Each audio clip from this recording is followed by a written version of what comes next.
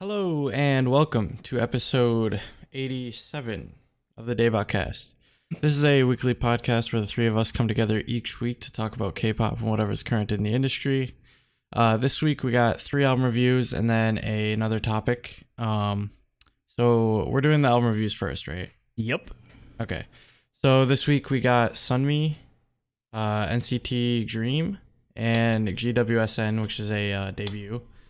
Not sure if that's the correct order, but I'm sure Andrew will correct me later. But anyways, as always, I'm joined by Nate.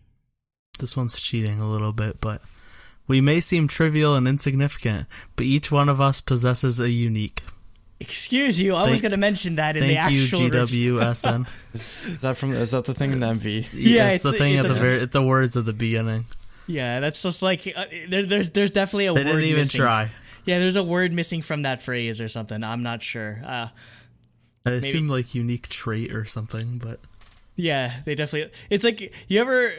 It's like the concept of like English or like improper statements like this is really funny because like if we ever in like 150 million years or whatever, people are like, oh, we're just trying to. They discover like this ancient like text and they're trying to decipher what it means. They're just gonna be so confused.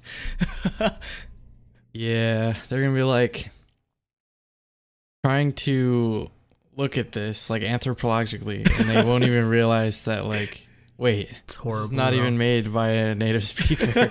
It's like you know those shirts. They'd be like, how does this get here? You know those shirts in like Japan and like China and like parts of Asia where it's just like English like phrases that have absolutely no meaning on them. Oh yeah, one of my favorites is there's this picture of this lady at McDonald's and she's wearing a t-shirt that says #me.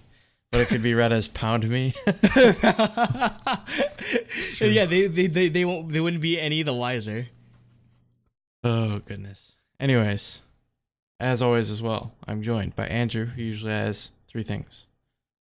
Number 1, happy Rosh Hashanah to our Jewish listeners out there. Yo, the concept of like Rosh Hashanah and like the Jewish calendar is crazy because they're about to like hit the year 5,779. Well, we're stuck here in 2018.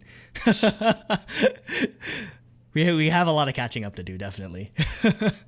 And I get 2 days off from work for it, so I'm happy. Yeah, September is always just like a bunch of Jewish holidays, so you get a lot off because New York City just has a huge Jewish population. Number 2, I've kind of like fallen off the face of the earth because I'm pretty sure I played Spider-Man for like 16 hours straight last night.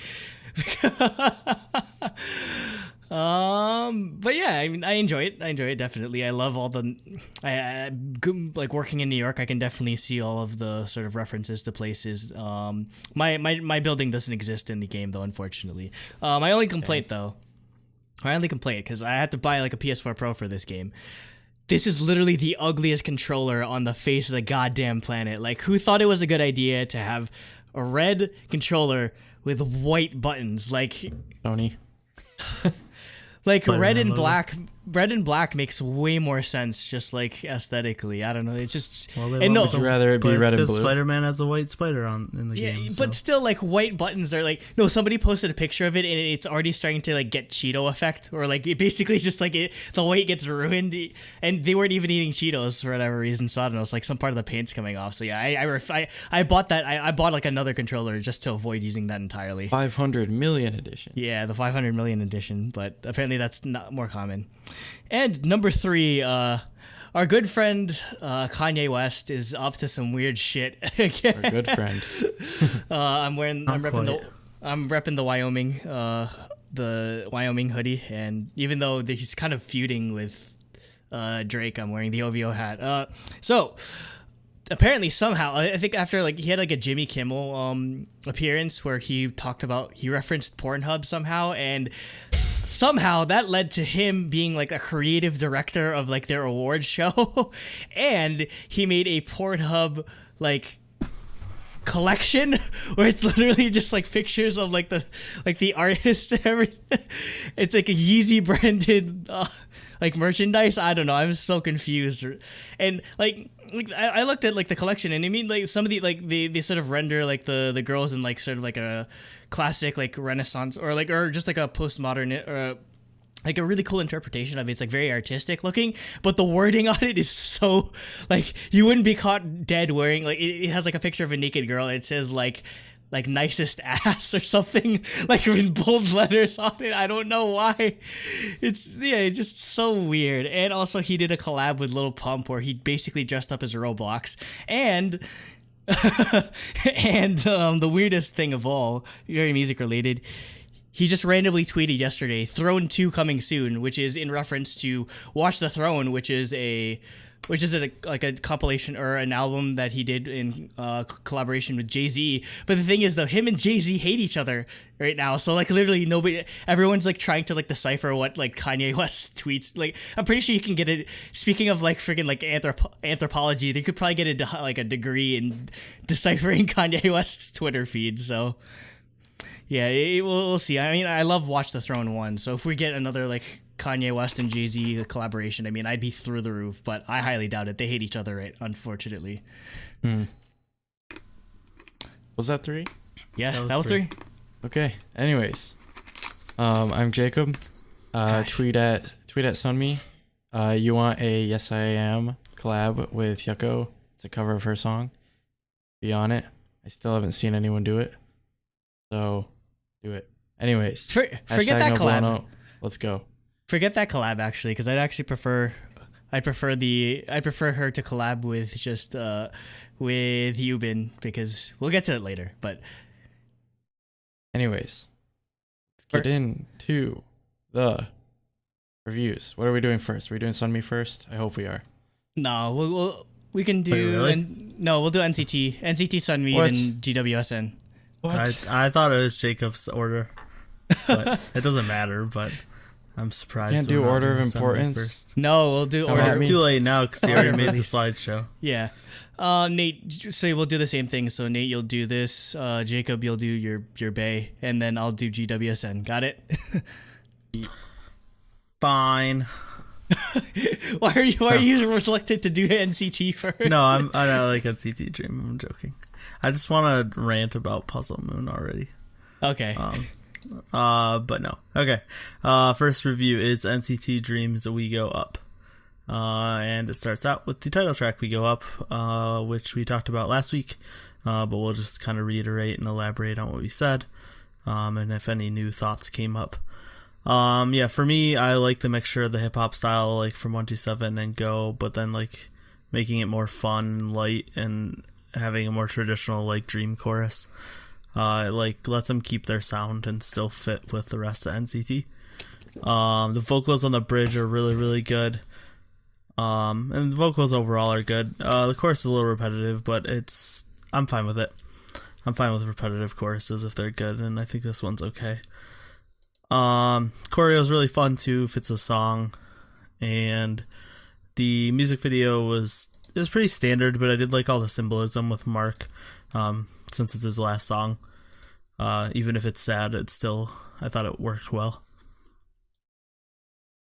Yeah, I'd say that the only sort of major complaint I'd have would be like the lack. Again, I mentioned it before. It's just like I like lyricism in my choruses, and just repeating "we go up" just like 100 times gets kind of repetitive. But I mean, it's not too obnoxious to the point that I don't like the song. I definitely do like the song because, again, it strikes that perfect balance between like the edginess of the other like 127 and You, or like the style that they were trying to go for with Go off of NCT 2018 Empathy, and like the youthful style or the youthful vibrance that they sort of usually bring to Dream songs. So again, it's a good middle ground, and I'd like to for the next sort of release that they have, whether it be like another like solo or if they do another compilation album in 2019, I definitely like to see them sort of make this progression that they have, because they've definitely come a long way from like chewing gum, where it's just like straight up like so like innocent and cutesy, and it's like whereas you could definitely see the growth that they've made concept wise in this song. Yeah, so immediately I was really into this song, and I liked how it's kind of a like the verses before the chorus, it sounds very like super early 90s hip hop, like right in the beginning sort of stuff. Like it could come off as kind of corny like today, but it's a boy band, so I guess people don't aren't really expecting that anyway. Yeah. So I think it's fun personally. I like that style. Like really the only thing that kills the song for me is the chorus. Like Andrew was saying, like I was getting super into it, and then all of a sudden the chorus, I was like, wow. Yeah. Like, it's like, damn. It definitely kills the momentum a bit. Yeah, I think it kind of like brings it to a halt. I think they had, the build up and potential for something that's super catchy and infectious, but they kind of just went the safe route and repeated phrase chorus. But either way, even though I didn't like the chorus, I really enjoyed the rest of the song anyways. So have you sort of noticed that as like K-pop has like proliferated as a world like recognized sort of music genre, they've sort of gone away from, or they've sort of trended more towards using more just straight up English words, or English, like entirely English, like choruses. Just I guess so like it makes like the most identifiable part of the song more catchy for people like that might, like myself, that might not be fluent in Korean to be able to like enjoy the song. Yeah, that's definitely one of the big things in K-pop, and honestly, it's always been. I was like, saying ever it's been since there I could before remember. K-pop was a global. I mean, I'm Your Girl, like SES is they used that was the chorus. Yeah, no, I think that reason is actually why one of the reasons why K-pop has been able to proliferate around the world is because people who don't speak Korean, they might know a little bit of English, so it kind of helps them. Yeah.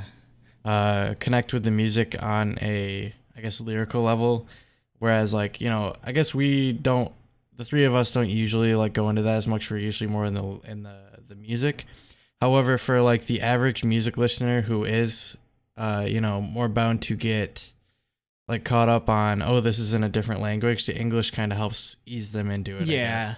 It definitely helps as a bridge to sort of like, okay, ease them into like, okay, this is, it might like some of this might not be familiar, but I still hear like the same numbers or like the same like words or phrases or whatever. So Yeah. It's pretty interesting to see just like how proliferated English is in all other countries' pop music. Just so it helps serve as a bridge for people to sort of like be more like interested and I guess accepting of it.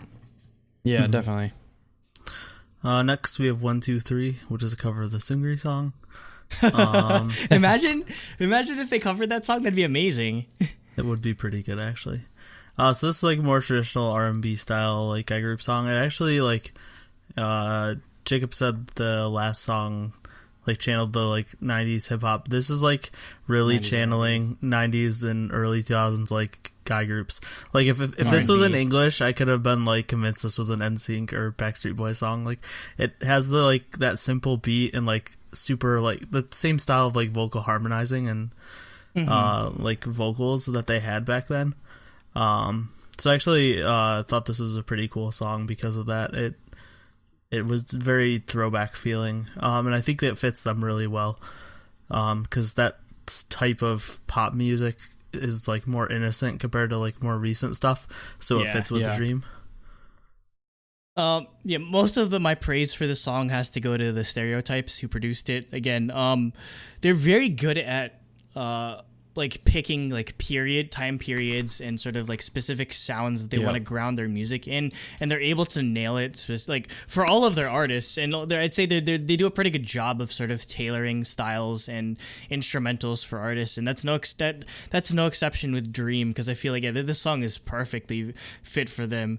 So because I mean like, even though they produced for like Bruno Mars and Red Velvet and like all these like like all these other people like and NCT Dream, like they do again that I'd say that's their specialty. Their specialty is sort of like that throwback type of sound, and being able to adapt that to whether it's a male vocal or a female vocal. So again, there's just a really like high level of like attention to detail that they put into their music that you can really appreciate. Like pretty much no matter who they produce for, because I honestly haven't heard anything of theirs, whether it be within K-pop or outside of K-pop, that I don't enjoy, honestly. Because I mean, like, Finesse is just an incredible song too, and again that does a very good job of rooting itself in genre, in much in the same way that this again roots itself in like those early 2000s like boy band or like Western pop group type of sounds.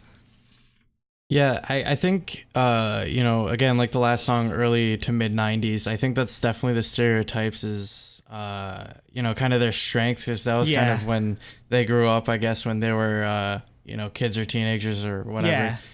And it definitely shows in the song. I definitely agree with Nate that it sounds like the like mid 90s like boy bands and stuff like that.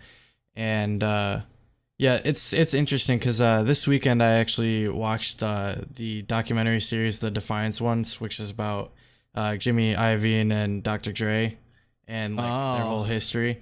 Yeah. So you kind of in that documentary got to see like a lot of history in both rock and roll and hip hop until it leads up to them becoming business partners or whatever. Anyways, with that my favorite part of it was like seeing the like musical history primarily in like the 80s and 90s, so like hearing this kind of music like in a modern context, I find it really interesting, especially seeing where a lot of it like originated, I guess. Yeah. From like the original people who were first coming up with this stuff. I'm glad that I guess here in the late 2010s, like throwback concepts are in, because I really like, seeing these things being reinvented in a modern context. Yeah, because I mean, it's a lot of the situations where people that like our age or my age specifically they're finally getting to the point where like, okay, they're starting their careers and they're basically just trying to chase the music and the sounds that they grew up listening to. It's why like a lot of 80s like stuff is growing, like coming back in popularity, is why like 90s stuff is, because again, like this is stuff that we like grew up with as kids, and we're sort of just trying to almost recreate that level of nostalgia, or just try to reinterpret that that vibe that kind of music had. So yeah, it's very interesting to see again, like a lot of art and a lot of music in particular is very cyclical, because everyone's pulling from inspirations that sort of like define a specific sound in a time period, and like they sort of try to bring that in a modern context. Yeah. As someone who owned Backstreet Boys' Millennium album, I enjoyed it. I have my NSYNC and Backstreet Boys albums somewhere in like I haven't finished unpacking, but they're somewhere in there, I think. So yeah. Yeah, those are too. I have my Aaron Carter CDs too, so all of that shit's still way too precious to me to throw out. Next is Beautiful Time. So this is a pop ballad. Starts out with a guitar focus. I like the buildup of like synths and the synth line during the chorus. I thought it complemented the guitar and vocals like really well. And the vocals in the song were insane, like especially the higher register stuff and the high notes. Those obviously stood out. And I thought the rap was good too. I like the sentimental style of rap. It fits this type of song. Yeah, I mean, you kind of nailed down what I enjoyed about it. I mean, it's a ballad, or it's a sort of slower track, so there's not much else to sort of like divulge in it. But yeah, I do like the guitar driven aspect of it is a really like nice factor to the song. And I think just in general, I mean, I'd say just in general, like I don't think there's any NCT group that really lacks in terms of rap lines, even with Dream. I mean, I know Dream like kind of heavily relies on Mark a lot, but he's definitely someone that sort of like brings us different, or he brings like that strength to any group that he works with ultimately. And I mean, like I guess that's sort of like the thing I really appreciate about him, is just he's very consistent no matter which NCT subunit he's working with. Mm-hmm. Yeah, I like the song quite a bit. Even though it is a ballad, I like that it does go lean towards, again, like I guess is the prevailing concept with this album is sort of like the 90s R&B hip hop sort of stuff. I like that it does lean into the more of the R&B stuff, so it's not a straight out just like generic ballad. So I think that gave it a lot of I guess spice to it. Spice Girls? The answer is 90s pop music. Next is Drippin'. So this is more hip hop focus. This is very much like a 127 style song. Yeah, I thought it was at one point. I was just like, wait a second, is this the same group? yeah, exactly. It's a little weird. It doesn't really fit with the rest. But I really like the drop in the synths for the chorus. They use that like super low, grindy sounding, like back and forth synth during the chorus. And there's also like there's an instrumental focus where there isn't even singing or rapping at all during parts of the chorus. So I enjoyed that. And I also thought the vocals like mixed into the song really well, even though they're not the focus. It's focused very much on the rapping, the instrumentals. But I thought the vocals were good too. And do not look up the lyrics because they're utter trash. And this was in English, it would be just as bad as Cream. Wait, what are the lyrics? Look them up. I'm not even gonna say them. Okay, I'm gonna look up the lyrics right now. It talks about like filling someone up, and it's like it's pretty bad, especially considering their age. The fact that everything. Hold on.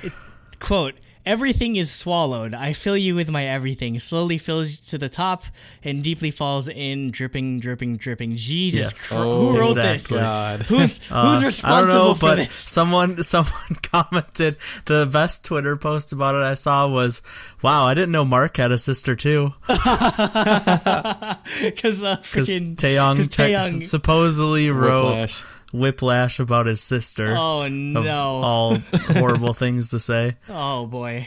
So I assume Mark wrote it, but I don't know if that was just a joke because he's the one rapping. I don't know if he actually wrote it or whatever. But yeah, honestly, I bet the lyrics of this like result from literally just taking the English demo and just translating it to Korean. Probably. That's the only thing I can think of. Yeah, like it's. Considering they're supposed to be the subunit that's underage, and only Mark's like, yeah, it's just like it just doesn't make any sense. It's really weird.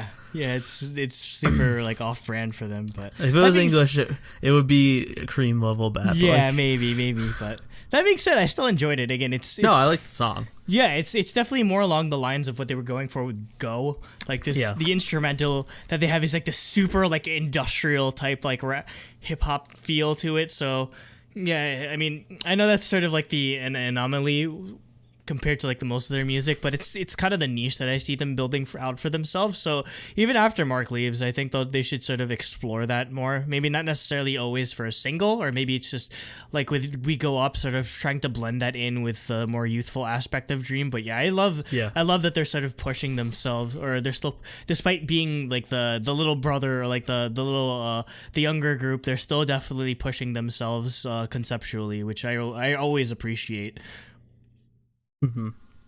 So Drippin' overall, I thought the song was good, but I found, like, to be honest, in this song, I found the hi-hats to be like way too much. Like, again, it's just the thing that I don't like as much, and like it's just not my thing. Like, so yeah, like I think the song was good. It sounds like I thought the chorus sounded kind of like an EXO song, but the way that they layer the vocal harmonies is definitely reminiscent of EXO. So you definitely tell that they're sort of like pulling where the influences they're pulling from are. Yeah. And finally we have Dear Dream. Well, I guess technically there's one more song after this. We have Dear Dream. We're talking about it. You'll enjoy my notes. How about the wrong version of the song? But so yeah, next is Dear Dream. So this is going back to that like that retro feel. It's a sentimental like old school style hip hop song.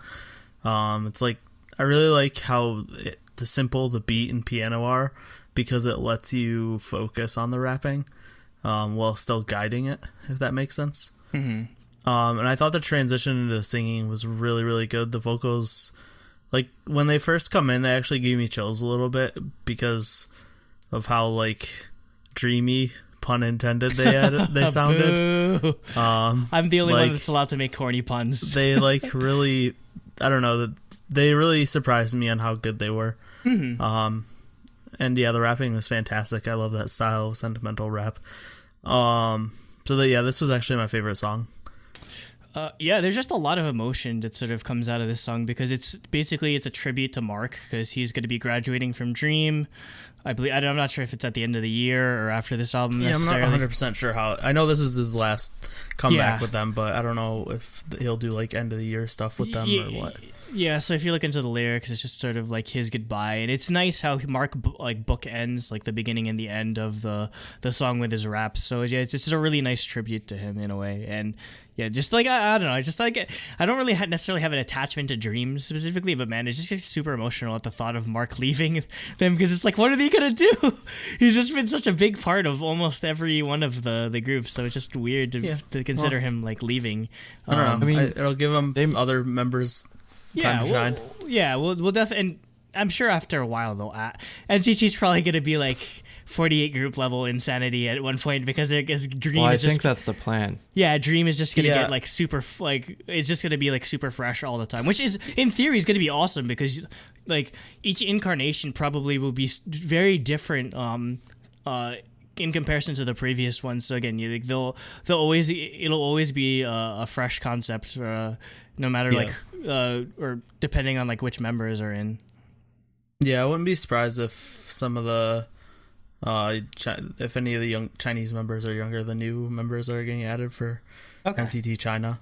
I wouldn't be surprised if a couple of them are on the younger side. I don't remember their ages, but if they would get added. I wouldn't be surprised at all if they added a lot of them. Well, not a lot of them, but some of them. Anyways, as far as Dear Dream goes, I really liked Mark's rap. Their vocals in the song were really, really good, nice and like sentimental. It made the song stand out from just your typical ballad. Mm-hmm. Yeah. You know, I think at this point we can say that this is definitely SM's strength. They never give us generic ballads on their albums. Yeah, I mean, they have an entire group called SM The Ballad, and I mean, like, and we need SM The Ballad too, please. Yeah, yes. and I mean, if you look at it, even NCT is probably the most rap-heavy group that SM's ever produced. And even still, like usually it's so hard to find that balance between having good rappers and having good singers as well. But they managed to work well with it because like SM is just known.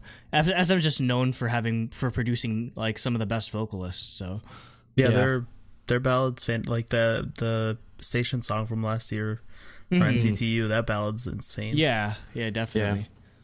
And finally, we have We Go Up, the Chinese version.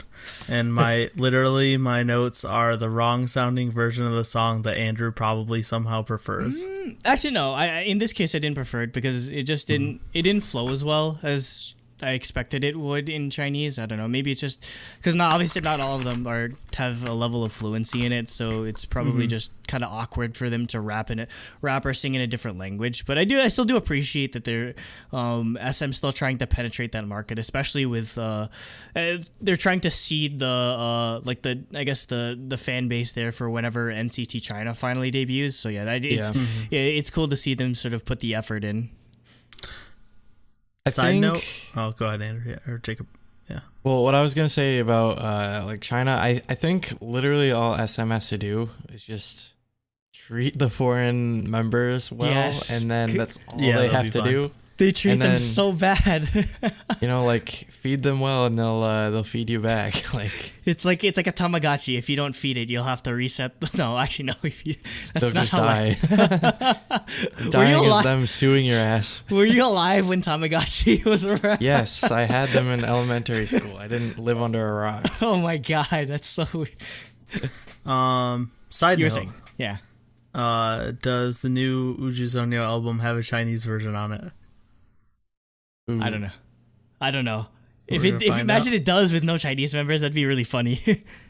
Yeah, I'm interested to see if it's there or not. Because if it's not there, they're definitely out. Yep, we'll see. If it's there, they might have a chance. Okay, so we gotta pray it's there, please. Yeah. Because unlike this, like Uju Sonyo, Chinese songs are god tier. As much as I just ignore them and skip them, I want it to be there. Okay. Overall, how do we rank NCT Dream's We Go Up? For me, I gave it a 6 out of 6 for music. I liked all the songs on the album. Nothing was bad. I would easily listen to this whole album without skipping anything.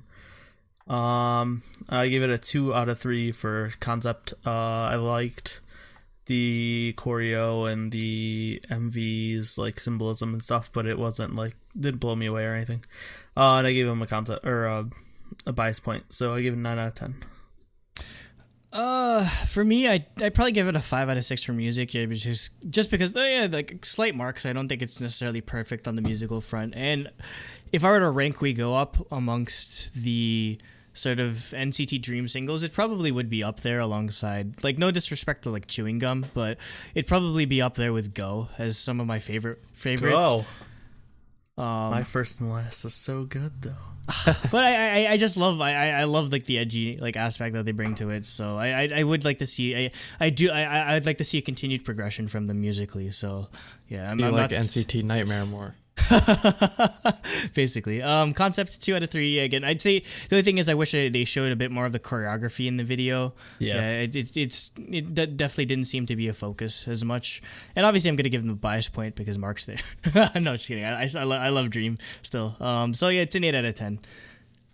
Yeah, so for me, I gave it a 5 out of 6 just because I liked pretty much every song except for I wasn't a huge fan of Drippin' because, again, it's pretty well known that I'm not a huge fan of gratuitous hi-hats. So, like, it's not huge points down. Like, I could still listen to the song and I wouldn't, like, be like, turn that shit off. But it's not my favorite song. All right, SoundCloud listeners, please link nothing but, like, gratuitous trap beats in the comments and send them and, like, mark them all. I won't listen to them. Yeah, we'll let Jacob listen to all of them, so. No. We'll start a new show where he reviews songs with horrible trap beats. And then I'm just like, this is trash, this is trash. It's just literally like, no matter the song, it's just like, this is trash. Anyways. 2 out of 3 for a concept, just because I thought they did it and did a well done job. However, it's nothing like groundbreaking that I hadn't seen before. And bias point because so far, like, NCT's never really like let me down as a whole. Besides Fire Truck, that song sucks. Yeah, pretty much everything we've sort of been in agreement has been good. So except Fire Truck. Fire Truck. Yeah. Except Fire Truck. Whoop, whoop, whoop, whoop. It gets a not Fire Truck out of 10. That should be the rating metric. But yes. Anyways, 8 out of 10. It was very good. 8 out of 10 overall. Doesn't get a shiny because you guys hated it. The SM group doesn't get a shiny. It's 80%. You guys hated it, so I gave it a B. Yeah, I gave it a B. Moving on. Yes. Sunmi now, please. Yeah, Jacob, this is you. Yeah, this is you. You have to lead us. All right. So, from here, we have an album that came out and is still called Warning. It's called Warning. It's by Sunmi, but you already knew that probably because of the title of this video. Anyways, what I was about to say is it came out like the beginning of the week and it's still not on streaming. Wait, not even on Apple Music? No. You had to K2N blog it? I had to K2N blog it, but it was legal. Before FBI comes knocking on my door, it was legal because I already purchased the album. That's a sound of the police. Whoop, whoop, whoop. Speaking of sirens. Yes. Police car. Anyways, we can get into the first track, which is Addict, which I guess is kind of an intro, except it's like not long enough to be a song, but it's longer than an intro usually is. Yeah, because it's like a minute, like long. 30. Yeah, minute 52. Okay. Yeah, so I mean that basically qualifies as a song, but it's trying to be an intro. Song. Yeah. So right off the bat, I was like, this is exactly what I want from a Sunmi album. Like, it sets a nice like bumping beat. Sort of like her vocals are kind of like they like layered together to it's like robotic feeling almost. Like, yeah, there's definitely some type of filter that they put over it. Yeah. But anyways, the chorus had like that sort of like layered effect that was kind of like the title track is called Siren, which is kind of a double entendre, I guess, because sirens and also like the mythical creature is siren. Yeah. Yeah, so it kind of like gives kind of a monstrous feeling to it. And then on top of that, the verses of it were, nice, like where they're always sublime vocals. So yeah, I really, really enjoyed this as an intro, and also as a full song. I think if they had just added like another chorus to it, it could have been a full song. It wasn't too far away from being one, basically. So yeah. Did you mention the fact that it's entirely in English? Yeah, I was about to say that like threw me off. Actually, I don't think I really noticed that there was no. You didn't Korean. notice you the didn't entire notice song's in Sunmi English. singing like every word is in English. Yeah. That's impressive. I was like, I never expected this like hip hop style English song as from Sunmi, even as like an intro. Like it's not hip hop, but like you know what I'm going for. It's like you said, it's got that like bumping like the beat's pretty hip hop-ish. Yeah, exactly. The beat's it. hip hop, but yeah, she's not rapping, but it is a hip hop style song, and the fact that it's all in English just like completely threw me off. Even if it's an intro, the beat, I loved the beat. Yeah, I would have loved if this was a full song, which we say about pretty much every intro, because K-pop has amazing intros that should all be full songs. Yep. Yeah, another thing I'd like to add to my previous thing about like if for a song, I think all they have to do is add a bridge and then a last chorus. Yep. Oh yeah, definitely. That's it. They don't need another verse. Yeah, not too much work. So yeah, they basically I couldn't even focus on the song too much because I'm just like, oh my god, her English is so good. She's so fluent. I was just like, where did this come from? She was in Wonder Girls, which every single member promoted in the States. She sang Like Money featuring Akon. So she wasn't in. Sunmi wasn't she wasn't in that. Yeah, Sunmi was not in. Yeah, Sunmi was not in Wonder Girls when that happened. She left. She sang Nobody though. Yeah, she sang Nobody in English. Yeah. But Like Money's the superior song. Yeah, Like Money. There's an argument to be made that Like Money is probably the best Wonder Girls song. And that's not an argument at all. No, I will make that. I will die on that hill. I'm sorry. No, with. I don't know. Like I Feel You and Why So Lonely not with so good. Not with I Feel You. If you're talking about pre-band Wonder Girls, there's an argument to be made about that. There's a small argument. There's a huge argument. Post-band, no, nothing beats. Yeah, no, post-band, like nothing beats like that music. But like for like 5-member Wonder Girls, it was you could make an argument. But yeah, I mean like the sort of like the feeling it sets definitely works as an intro track, so I really appreciate that. But yeah, I still can't get over the fact that it's all in English. That just made me super happy. Yeah. So from here we have the title track, which is one of the. Never mind. I'll just scrap what I was about to say there. Anyways, it's the title track, Siren, and my thoughts like immediately is I was completely blown away, like. Because I know Nate said that he didn't like Siren at first as much as Goshen and Heroin, even though he did like the song. Like for me, it was the opposite. Like I immediately loved this song like more than the other two. The chorus is amazing. The build up to it is fantastic. The music video I really, really loved. The again, like the sort of double entendre theme of like sirens and like police tape with the warning and the aquatic themes of like, the coral reefs and the shells and her being like a mermaid on top of like a washing machine or something. And like, it was awesome. Also, another thing I really liked was I remember in the MV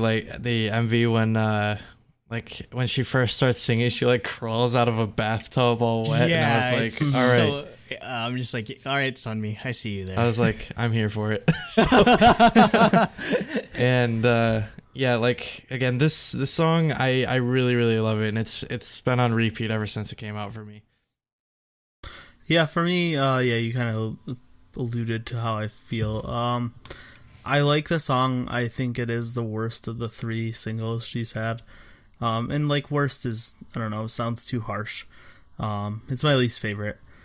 I think for me, like I really like the beat, but I feel like the other 2 songs were just so insanely catchy and memorable, where this one doesn't stand out to me as much. Like, if you asked me to sing Goshen on Heroin, like I could sing the chorus instantly, and I could like picture the choreo, where this not so much, if that makes sense. And part of that's because it's new. and it's been exposed to it as much, but I don't see it ever hitting like Gashina level. I do like the breakdown though. It's not what I expected, and it made it stand out a lot. Like that came out of nowhere. And so I did enjoy that a lot about it. And yeah, the music video was good. It's that same style as Gashina. I wouldn't be surprised if it was the same director. They're very, very similar. So yeah, that's how I felt. I like it, but not as much as the other two solos she's had since she left JYP.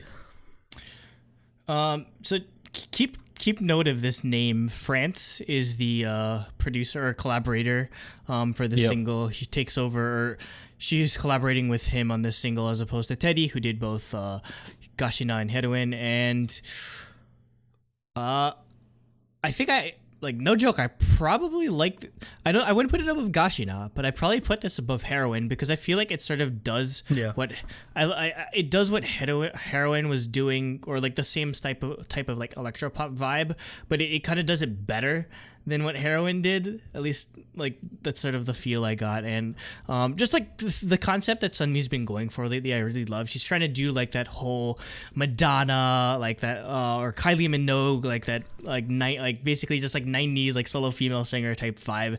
And it oozes that, especially just like the stylistic sort of choice of the song. It's like with like the vintage like element of the synths especially.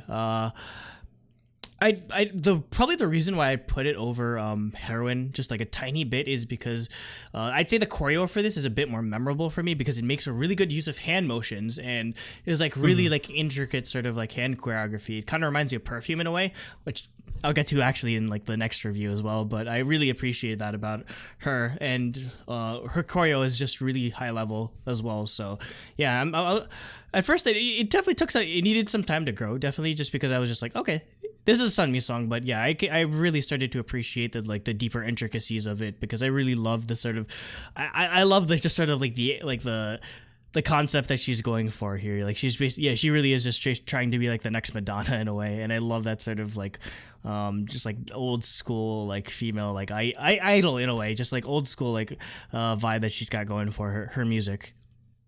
Yeah, I guess like one other thing I'd like to mention is apparently as well, this was originally meant to be a Wonder Girls song. Whoa. Yeah, Seriously? They were gonna use this song instead of Why So Lonely originally. But they found that it was a little too hard to convert for the band style. Okay, yeah. I So can see the problem with that. they went with Why So Lonely instead, which going back to when that came out, apparently that originally was more like a rock inspired song. Like JYP was like, actually you should make it more reggae because that would sound better. Oh my god. But, JYP made the best decision 26. God, how old is that song now? 2016, 2015? I think it was 2015. 26. Oh my god. No, 2015 was I Feel You. 2016 is Why So Lonely. Yeah, definitely. They So just best decision 2016. Early 2017. But yeah, as far as the ranking goes, I think I do like this and then Gashina and then Heroin. Okay. This like again, I just feel like it's like at this point she's like the epitome of like female pop star kind of thing, and Epitome. Yes. Epitome. Yes. The epitome. Not the it's one of those What is words where you epitome? always read it, you've never said it out loud or heard it out No, loud. I always use epitome. What are you talking about? Well, that's true. What isn't I don't know, I'll look it up. No, it's if it's the epitome. wrong word. If It's the wrong definitely word. epitome. It's definitely Okay, epitome. hold on. You hold meant on. epitome. I The description I'm a you grammar used, Nazi, so I you were definitely saying epitome. it's definitely epitome. Epitome, a person or thing that is a perfect example of a particular quality The or type. epitome. Bam. Look at That how works. to pronounce it. Get No. wrecked. No, look how to pronounce that word. Oh, In the comments, that's how you spell please. epitome? Yes. In the comments, thought those please were explain two to words. Jacob how you Okay. pronounce No, the word epitome epitome. is not a word. It's Please Okay, link anyways, everything from that's all dictionary.com. right, we're done. Please We're link done. like syntax. Please link other YouTube done. videos that explain No, how you okay, pronounce okay, it. I got it. We're done. The gag's over. Anyways, from here, Goksan. I don't know the English title. Curve. Curve? Okay. Curve. Anyways, this song like it starts off with like piano with like some kind of like wah wah wah wah sort of sounds, and just the vocals. teacher from Charlie Brown. Wah, wah, wah, wah, wah. No, Some it's just like, muted trombone. yeah, or it's Yes. it's vocal chopping, just super like processed. Yeah. Or just a type of like synth where that's supposed to replicate vocals. Yeah, so I really, really love the her vocals in the song. Like in the verses, and originally in the chorus, when I first listened to it, I was like, it's a little busy for me, but as I listened to it multiple times, I eventually like fell in love with it.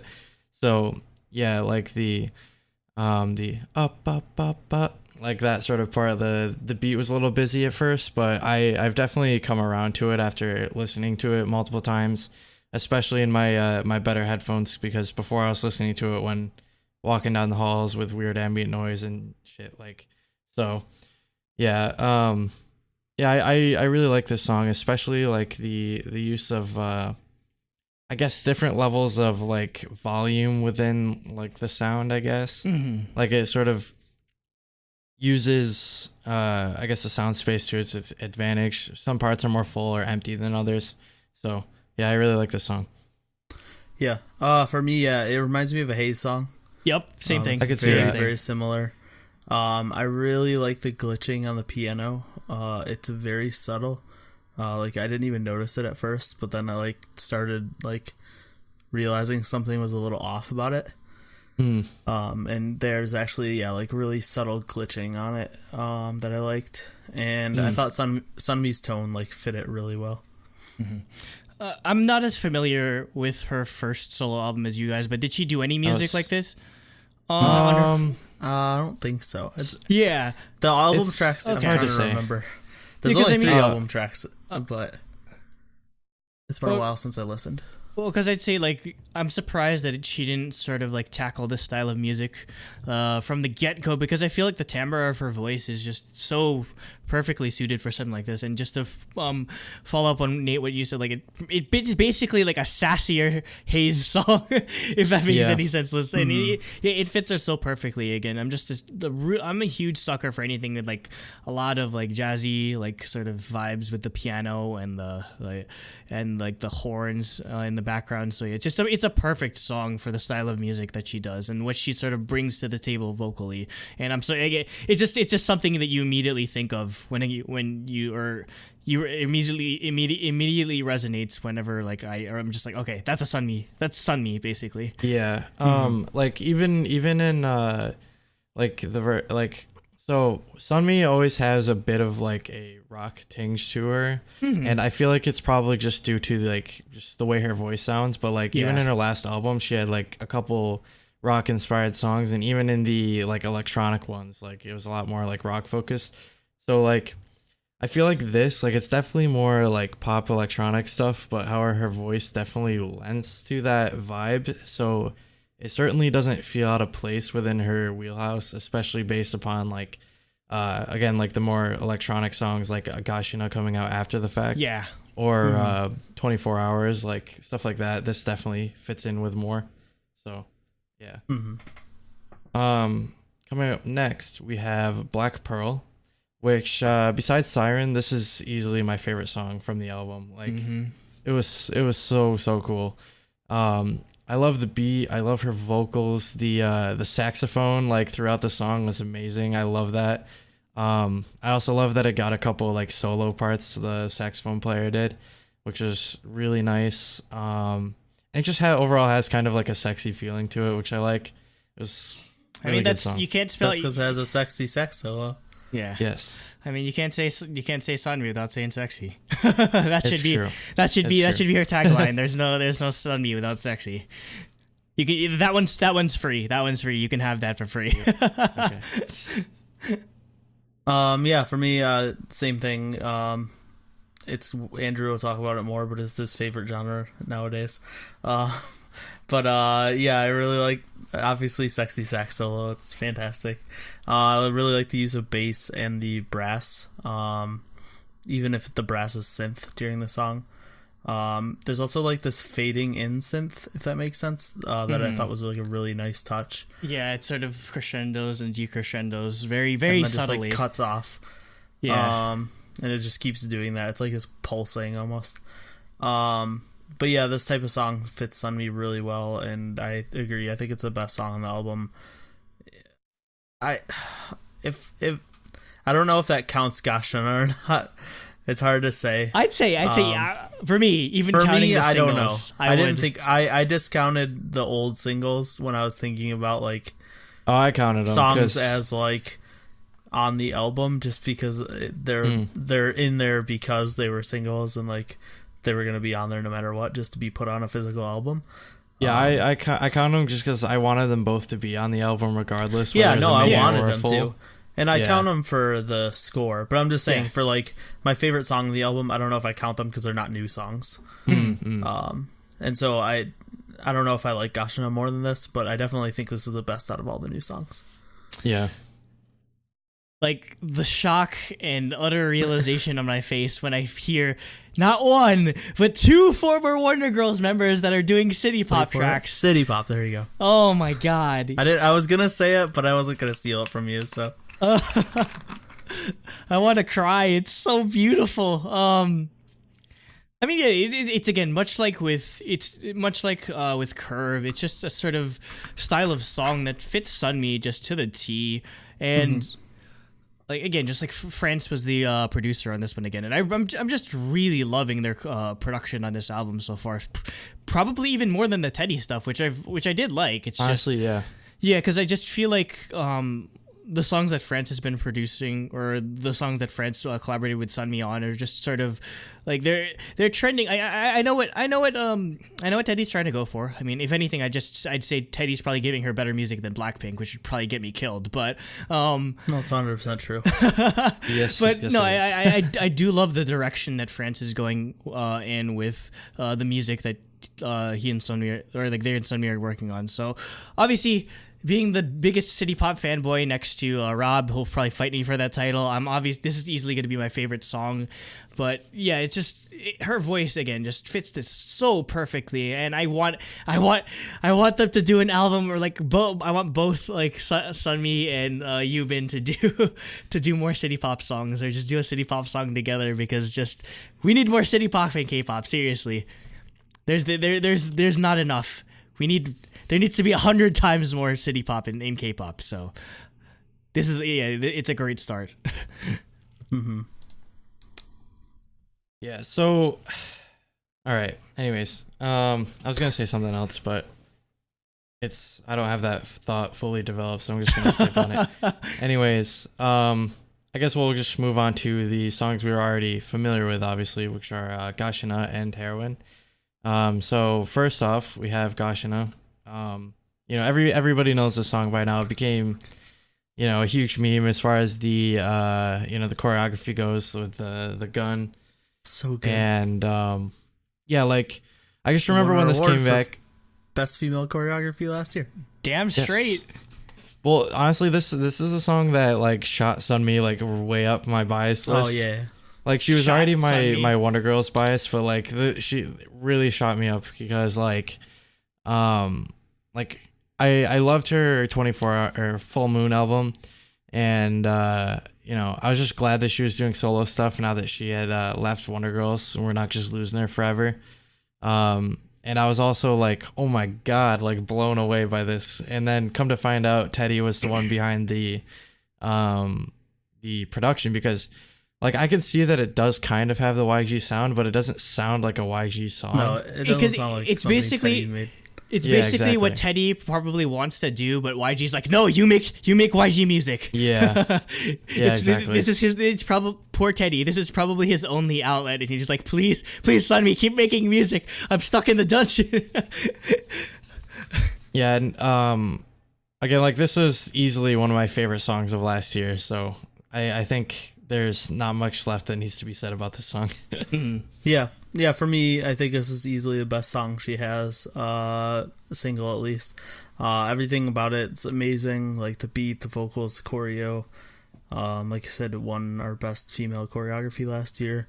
And I think it's some of the best, I think it is the best choreography we've seen in a very long time. Yeah, definitely. Like I can't think of something more iconic since like SNSD stuff. And I mean, Yeah. just or like the top, or like peak Genie. SNSD stuff, like, Like yeah, the Genie leg swing oh, yeah, like Or- G doing the. or just look at how many like idols want to cover this song, like male and Yeah. female. Just like that's how you know it's good. Yeah, Well, like that's why I really hope that more people like follow in her example, doing the more like I guess girl crushy, like mature styles, because like doing this I guess it makes you more universal, I guess, and I think that's why she blew up off of this style of music, is because young girls can look at this and it's still a positive role model. Yeah. Older It's- women it's can not listen trashy. to this and they're like, wow, she's a beautiful, strong woman. Men don't need no obviously man. like it. Yeah, men obviously like this kind of stuff. I feel like boys would as well. Even like older people who, as long as they're accepting of newer genres of music, like I just feel like this is a sort of concept that can be universally liked by almost anybody who can, anybody who likes pop music can come in contact with it. It just makes me sad that we're seeing like people like Twice doing this like covers of this, and then we just know that we're never gonna get This get kind of something concept from them. Yeah. It's just like it's just the worst tease. But did I get my thoughts on this entirely yet or no? No. Okay. I guess just all I wanted to add is that I really didn't like it at first, but I think what the problem with this is, or what made me, again, the choreo is what won me over with it, and maybe what would have won me over from the beginning is if the music video showed much more of the choreo, because the music video doesn't show the choreo at all. Yeah, it doesn't. point And I mean, choreo. like I get that she's trying to like make sort of a conceptual sort of thing, but man, just with how good the choreo is, she shouldn't have hit it. And I mean, they definitely learned, because like both in Heroine and in Siren, they show the choreography more, which I do appreciate. But man, I don't think either song in terms of choreography beats Gashina and to this point. Yeah. So moving on, we have Heroine, which is kind of like, I guess, the sequel in the trilogy of the three like singles here. This one's definitely a different style from Gashina, where it has more of an actual chorus rather than I guess like a breakdown. Yeah. And I actually really appreciate that because she's doing a similar style but not doing the exact same song over again, which proved to me that like Sunmi, like she's not fucking around. Like she's gonna be here to stay, and she's going to come out with new and original music often. Yeah, I hope often at least. It could have been so easy for her and Teddy to be like, "Oh, this song's popular. Let's do the YG method." Like they'll just Gashina too. Yeah, they'll basically Gashina 2, Despacito 2. What's the difference? Yeah. Like they could have easily just recycled all of like the same song, but no, they like she definitely has a lot more control over her music than most other female idols probably would. So I really like how like dreamy and laid back it is at the start, and then it builds up to the first chorus, and then it has like a show tunes vibe almost, with like the way she's singing, the beat and the instrumentals, and that is reflected in the lyrics of the chorus. Also the end stands out to me a lot. I love how it ends with just her singing and the piano, along with just there's a hint of synth in the end, but there's like no beat or anything. But yeah, the music video for this one's probably the least interesting. I think the other two are very similar style and they're just weird. Where this one's a lot less weird. I thought it was cool, really cool though. Still with the different like transitions and sets. And stuff like that. Yeah, I did like the sets. But yeah, I like the choreo a lot too. So yeah, right now my ranking, this is second, but it and Siren are a lot closer. Gashina's like way up in like untouchable range, I feel like. Yeah. But yeah, like I mentioned before, I'd probably put this as like on the bottom end of the three singles. I mean, I do still enjoy it, but it still feels like Siren again is sort of more of a refinement of that Madonna, like Kylie Minogue, and one thing when like person I should add, like Gaga, straight up, like this definitely has like Gaga vibes to it, Heroin in particular. So I do appreciate the sort of like again the concept that she's going with, and I hope she continues to make stuff like this because it's very unique. It's very unique. You don't really hear anyone trying to make this kind of music, honestly, in K-pop. So we need that. We need her input and her sort of creative talent. Like influencing other people to sort of like go after this or pursue this type of style. Yeah, honestly, I can't think of anyone who does this style of music like in general, like today at least, you know, or you know this concept fully. Like I think she's definitely found a sound that is unique to her. Yeah. And yeah, I really hope that we get more music soon because like you know, over the past like year we only got like 2 singles that are sort of like spaced out. I hope we get more like albums and mini albums in the future, but yeah, like this was amazing. So moving on to the last song, which is really only a half a song, which should be a full song because it's so good. It should be. Oh, 100%. Honestly, if this was a full song, this would be the best song in the album, in my opinion. Yeah. Like, it starts off with like a guitar, like, you know, her voice is super like soft. It's like, I don't know what genre this would be, but it's like familiar. Like an indie like, rock song. Yeah, it's super like indie alternative, like sort of indie alt. Yeah, alt rock sort of sound, and I really want her to like cling on to this. Like honestly. Like Andrew was saying, like I might just switch my my Sunmi spam to just release full version of Secret Tape. Release full version of Secret Tape. That also might be easier to advertise to people as well, so I might switch to that. Yeah, it might be easier. And fun fact about this song: apparently, the song was made especially for Seulgi. Yeah, it was written for Seulgi. Yeah, after her their time on I think it was Secret Uni. Secret Unis, yeah. So, yeah, basically Jacob said everything I wanted to say. It's a really good like indie alternative rock song, and it should be a full song, but it's not, unfortunately. Yep.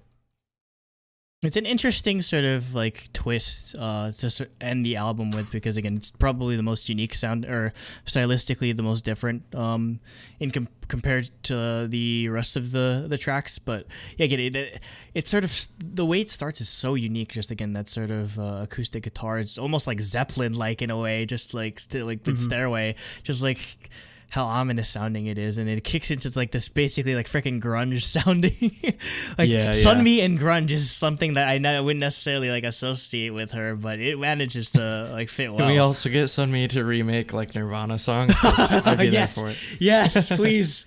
Where I need a Sunmi version of Smells Like Teen Spirit. So oh my god, we should tweet that. Like that's our cover of that's our Toto thing where we just make a Twitter account that just spams and says Sunmi, it's time for you to cover Smells Like Teen Spirit by Nirvana. We can just make a bot that does it every single day. And 3 days in, she'll block it. She'll block it, and then it's a bot that can make new accounts when it gets banned. Okay, so you want a spam bot, basically. Okay, hashtag fake news. What if she mutes it? Because then you never know. Yeah. You have no way of knowing if you're muted. Yep. You're right. All right, we'll have to go organic users. We can buy users from India to spam it from different accounts. Anyways, can we actually buy Twitter people that spam? Yeah, you can buy slave accounts from India. Yes. Oh God, Anyways. Twitter.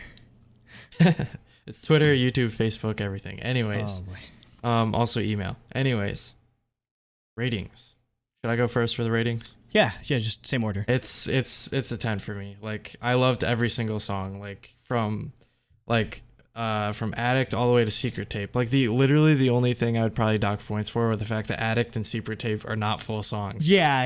So I can't remove points for that though because that just means I want more. Yeah. You know? So, easily 6 out of 6 for music. I loved all the album covers from the singles. Also this, the music video is really cool. Like it didn't look like it was super high budget, but it still looked really nice and had a really cool aesthetic from the outfits, the dance, everything was super cool, and obvious bias point because she's literally like she's your up ultimate. in my top up. She's getting there. She's getting there. Like like her and Tiffany are like. So yeah. So for me, I didn't go full 10. It's close.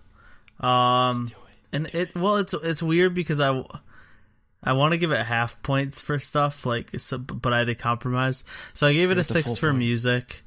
I thought everything on the album was great. Like I said, Siren's my least favorite, but I still like it. And yeah, the Black Pearl and Secret Tape were amazing. So yeah, I gave it a full 6. I gave it a 2 for concept just because, like I said, I if I could rate this truthfully, it'd be like a 5.5 and a 2.5. I don't think it's a 10. It's very close. And then I'd probably give it like a 1.5 and make it a 9.5. But yeah, so I gave it just a 2 for concept. I do like the music videos and stuff. They're weird. Heroines is a little less, and I guess that's how I justified my loss of a point. And then bias point, obviously. So a 9 out of 10 for me. Yeah, 9 out of 10 for me as well. I thought the music, there's no song on here that I hate, pretty much. Just maybe like slight nitpicks, but other than that, it's just all incredible. The point I'm taking off from concept is again, I love her choreography. It's just I wasn't necessarily in love with all the music videos. So yeah, that's it's just a slight minor thing, but yeah, still I wouldn't give it like a perfect 3 out of 3 in that aspect. And I'm obviously gonna give her a bias point because there's no way I'm not gonna give Sunmi a bias point. Jesus Christ. So 9 out of 10. So she gets a shiny. Yes. And it almost all that matters. Yeah, almost perfect too. So almost perfect. It is perfect. No. Anyways, close. 2 9s. Yes. Close but no scar. Anyways, I guess from here we can go into topic 3, which is I guess Andrew can take the reins actually. We have a brand new girl group. Yes. And their name is GWSN, and we will be reviewing their debut mini-album, The Park in the Night, Part 1, which presumably means we will get Park in the Night Part 2 at some point or another. Question, what is GW and GWSN? I have no idea. I don't know I'm assuming is Sonia. I don't know if it actually stands for anything. I am going to look this up. It might just be GWSN. It has to stand for something. It has to stand for something. Gongwon Sonia, so Park Girls.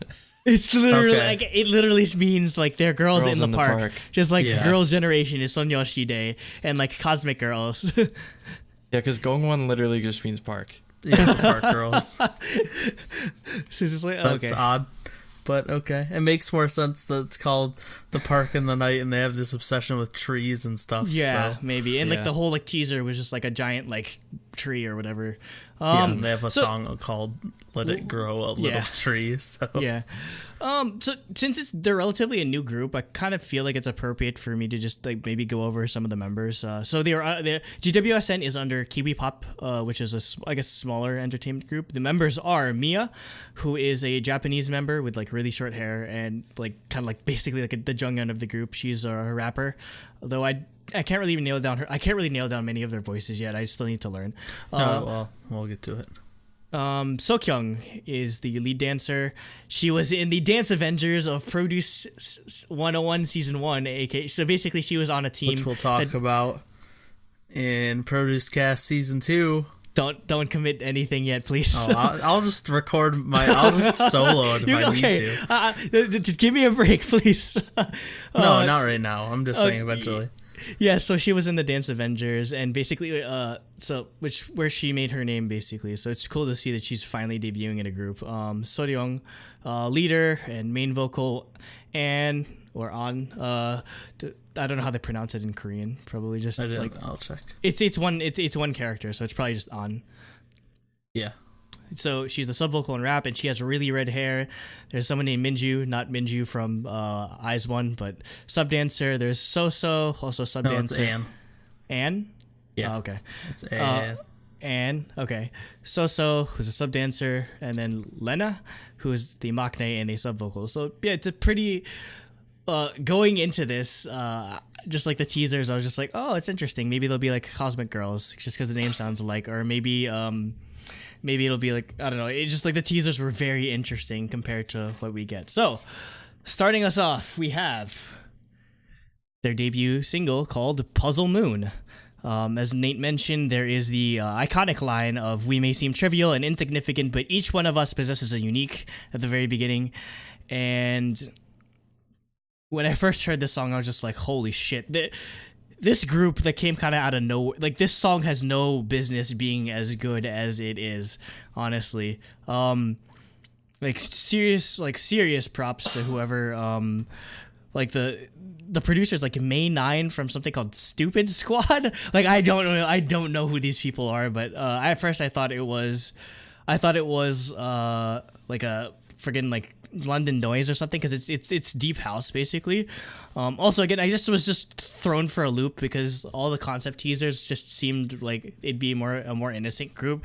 Not that they would put out like the funkiest like freaking like house song of the entire year. So maybe it's just in terms of expectations, I was just thrown off in a way, but yeah, I really enjoyed it. I guess what won me over, especially outside of like the instrumental and like the vocals, which I thought were good as well, was the choreography. The choreography again is just really intricate, like a lot of hand motions and like tutting and like voguing, which again it's pretty common, but like just like the focus on that, what I found so appealing. And this especially reminds me of something like Perfume, where Perfume did like spending all of your time where almost all the choreography was just done with fingers and hands and everything, so it just adds like such a like cool level to it. Also, like the live performances are really awesome. There's like this intro, like this future-based type intro that they play at the beginning, which was sick. And I'm kind of sad that they don't do it for the actual like album recording of the song, because I thought it was a really cool intro. But yeah, I was just super impressed by this, because I had pretty much no expectations for GWSN going in, but now it's just it just made me rethink like or readjust like my expectations, because they blew right past them basically. So, Jacob. Yeah, I really like this song actually. This is a super good as a MV song, and I also think it was easily the best choice for the title track. Mm-hmm. Which I guess I'll get into with the later songs. But yeah, I thought this song was really awesome. Like, what genre would this be? I'd say just like house. Like yeah, like either way, I really love the beat. The like I guess almost like I guess it's kind of like an FX song to me actually. Which I in like a way, like I definitely you could definitely like get some Four Walls vibes out of this. Maybe it's the deep house, but again, it's just not something you would expect really. Yeah, and like another thing that I really enjoyed was the music video. The music video is super cool. Yeah. Also the part where they're like sitting on a couch with a Rubik's Cube, like just levitating in the air, and they're kind of just like they're just like using like the force to assemble it. yeah, exactly. I thought that was really cool. Like CGI work. So yeah, like they're based off this music video. Either they had really good funding for their initial song, or they're definitely not from a poor company. Yeah, I remember Cooper said in chat or in Discord that their company is really rich. Okay, really? Because I've heard of them, but yeah, I mean, I've heard the name Kiwi Entertainment before, or like Kiwi Pop or Kiwi Entertainment before, but I can't like off the top of my head, I can't really think of any groups that they've produced. So this is really like our first exposure in a way. Yeah. So yeah, for me, I don't normally physically react to songs. But yeah, like this song, like the beginning, it just seems like a typical like fun electropop song. And then the chorus happens and it has a deep house beat and I freaked out. And it's just like Jacob said, that it's just such a cool mixture of like more typical electropop and house, that like it just really stood out to me, and I think it's one of the best debut songs I've heard in a long time. Yeah, definitely. I like you guys said, the choreo is amazing, especially with the Rubik's Cube part that really stood out to me. Music videos cool. It's very reminiscent of Uju Sonyo. just having that like weird, mysterious, like cosmic, dreamy type vibe. The only thing negative to say about the song is the distribution is like really bad. 3 of the 7 members have almost no lines. Yeah, including and two of them aren't Korean. So maybe that might just be their language skills are lacking. Yeah. And then Sokyung's the other one, I think, if I remember correctly. So she's the dancer. But still, like, it's like if you look at the actual line distribution, it's like really bad. Like, yeah, it's like 30%. And like I don't know, just like a lot of it's just very heavy in like specific members. Yeah, 3 of the 7 members have almost no lines. So it's like almost 4 of them are almost doing most of like probably 80% of the song. But that's like literally the only negative. Everything else is amazing about the song. And it's definitely my favorite song on the album. Just a sort of addition. It's weird because usually a lot of the time you're just like, when it comes to girl groups, you're like, oh, it doesn't necessarily need a rap break. I kind of felt like it could have used another one, just like sort of in between, maybe like the first, like the chorus and like the second verse. But yeah, I mean, I'd say the rapping works pretty well, and like I believe Anne is the sort of the one in charge of that. Next, we have. Shy, not shy. It's 2/3 of a cover of Twice, but Cheer Up. Yeah. Oh, what? Kiwi is the company Hyori and Nick and Sammy are under. Okay. Yo, do we just? I think we just love their group, the groups that they put out, because like I mean we obviously love Nick and Sammy, and I know you guys are like really like in love with like Ichiori, so. Well, she's just like a legend. So. Yeah, she's literally is the queen of K-pop alongside Boa. Yeah. Okay, so yeah, I mean 3 for 3 so far in terms of groups. Yeah, with Shy, like it's sort of this more like synth pop, I guess more typical of a girl group song, but man, I just love this sound for them specifically, and also just the interesting sort of aspect of it is no 2 songs of theirs have sort of repeat like genres at all. So I mean, you kind of see that more and more often with Nugu, because they're just trying to throw everything at the wall and see what sticks. So I do like that aspect of like the variety that they provide in this. But yeah, I mean, I'm just a sucker for any songs that are just like super funky. Works super well for the style of vocals that they do, and it has like a kind of like a baby trap break. It's not as like abrupt as like a boom boom or something like that, but I do appreciate like the little like style genre change that they added towards that.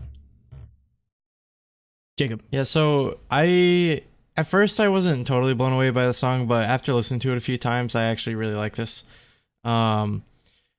I like the sort of like fast, like moving tempo of the song, and along with like the electronic feel from, I guess, that they also had in Puzzle Moon as well. So I definitely hope they continue this sort of I guess group of genres in the like electronic range, because like we do have this in K-pop, but not like super often, I guess, and definitely not in a group that focuses like specifically on that sort of, like, usually we only get this sort of music off of like specific B-side tracks.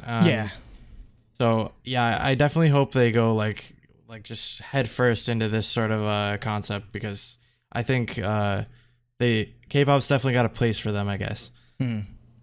Nate. Yeah, so for me, I thought what stood out to me, like the vocals for this song are like pretty standard. But the instrumentals really stood out to me. There's like so many different things going on. There's like some 80s style synths. There's like chiptune stuff. There's like more traditional electropop stuff. There's a synth sexy sax part. And it like somehow they mixed it all like really well to make one cohesive song, even though there's all these crazy different styles of like electronica. So that like really stood out to me. How would it compare to? Because I know we do like girl groups that sort of like trend into like this cute electronic music, you can often compare it to Lovelyz. So how would this compare to Lovelyz? This one stylistically. This one not so much. It's way more complicated. The next song I actually like. Yeah, I did that comparison for the next song. Okay. But yeah, this song does have some of it. It has some of that chiptune stuff, but there's so many different types of styles going on where Lovelyz has like sticks to their like chiptunesy video game style most of the time. That like for this one not so much. The next one, it's got that style of innocent, softer vocals with some EDM stuff, which we can get to. Next, we have Let It Grow, tilde, a little tree. I don't know why the separation is there, but I mean, yeah, this is definitely a bit more of a throwback type song. You can definitely get like those early, like 2000s girl groups type of vibes from it. So nothing much else to say about it other than that for me. Yeah, I thought the song was good. However, it didn't really stand out as much. I hope they definitely, again, like I said in the last two songs, really lean hard into their like electronic influences, because I feel like that'll definitely set them apart from the current girl groups on the scene. And when you're a new girl group who's just debuting, like what you want to do is really stand out. Yeah. So. Because any new group really, because there's too much saturation at this point for you to do just carbon copies. Yeah, though I think they're doing a good job, because their debut already has almost like 700,000 views. So. Yeah, and it has more. It has 2.4 million. If you look at their actual channel, there's two. Because it's I looked at the 1K. Whoa, oh yeah, they have over 3 million. Oh my god! Yeah, they're definitely they're doing even better than I thought. No, this group had a lot of build up in terms of like hype, excitement, because they put out a lot of teasers, and then I think definitely Mia got a lot of press and stuff for being that like more androgynous, like Amber or Jungyeon style member. Well, she even said that Amber's her like role model, so she's definitely going for that style. And so like that got a lot of press too. So yeah, this group had a lot of build up, but it definitely worked. So your thoughts on the actual song? Yeah, for the song, like I said for the last song, this is the one that definitely stood out to me as being very Lovelyz-esque. It's got that softer, innocent style. It's like very dreamy with softer vocals, and it's got this like chime sounding synth. So it's more of like Lovelyz's like softer side. It's not it doesn't really match their upbeat stuff, but it did remind me of their like softer stuff. But I liked it. Next we have Yoloa. Nate, being the tropical house expert, I'll just let you go. I'll let you go first on this one, because I'm super interested to hear. So this is a tropical house song. I did like, I don't know. So I find it really hard to explain like what, but there were a few things in the instrumentals and beat that threw off my expectations. It like didn't do what I expected from like just a normal typical tropical house song. But like I said, I honestly can't tell you what they were. It just didn't do what I expected as someone who listens to or likes listening to all the tropical house that K-pop puts out. I actually think this is this song stands out like one of the least songs that stand out on the album. I just love tropical house, so I'm gonna love it. But like, if you made me objectively rank these songs without that bias, it would probably be near the bottom. But I did like it. Obviously, it's tropical house, and I love anything tropical house. Yeah, because I have not much else to say then. It's tropical house. I mean, if you know it, you know what you're getting with that package. Jacob, what were your thoughts? So for me, I originally was like a little like, because I think I'm getting worn out on the tropical house, to be honest. I've been worn out. Where have you never? Like when the song first started, I was like, oh, here we go, it's tropical house. But as the song went on, it definitely pulled me in, because I think maybe it's the vocals, maybe it's the chorus, maybe it's the rap, who knows? But This one stood out to me a lot more than a lot of the songs that normally do, so I actually enjoyed this one a lot. Okay, next. It's probably one of my favorite songs personally. It's called Melting Point. Like, it's kind of weird to like to sort of like we're pulling a lot of like influences on their sound, but I just like specifically this really gave me vibes of like a Red Velvet type track. It's just that like really like I love this style of R&B, and I was just like, whoa, wait, we're getting this from them too. Like again, they're just like jumping around genre to genre. So like they're watched it, but there is choreo to this. Yeah, they performed this alongside the for their debut stage. They performed it alongside Puzzle Moon. So yeah, they definitely knew what kind of style that they wanted to put themselves out there with, and I feel like this could easily be like a single or just like something that they really lead with, and yeah, I really love this song. Yeah, I mean, I really, I'll have to explain with it. It's just like, it's, if you enjoy like Red Velvet, like R&B type tracks, like you will enjoy this song so much. So it's probably my favorite next, like Puzzle Moon and it are like 1A, 1B. It's that good. Jacob. Yeah, and I really like this song. Like, this is probably my second favorite song in the album besides Puzzle Moon. This has a lot of like the trap hi-hats throughout the entire song, but they didn't bother me in this because I think maybe just because it's high enough BPM that it doesn't sound like just generic hi-hats. But yeah, I really enjoyed this song. I like the almost like slow jam feel of it. So yeah, it really is. It really is a type of slow jam. Mm-hmm. Yeah, I agree that it definitely felt like a Velvet track. It's an R&B style song with like heavy piano focus. I really like the drop chorus and the vocals throughout. And the other thing that stood out to me is how minimalistic the beat is. Mm-hmm. It's actually the piano that's making the beat up for the most part. Yeah. It's just like, and then there's like Jacob said, there's this hi-hat, but it's like very glitchy, and it's not really annoying. It's not made for the beat. It's actually there as like an instrument. And yeah, the bass drum and snares only come in during the pre-chorus and chorus.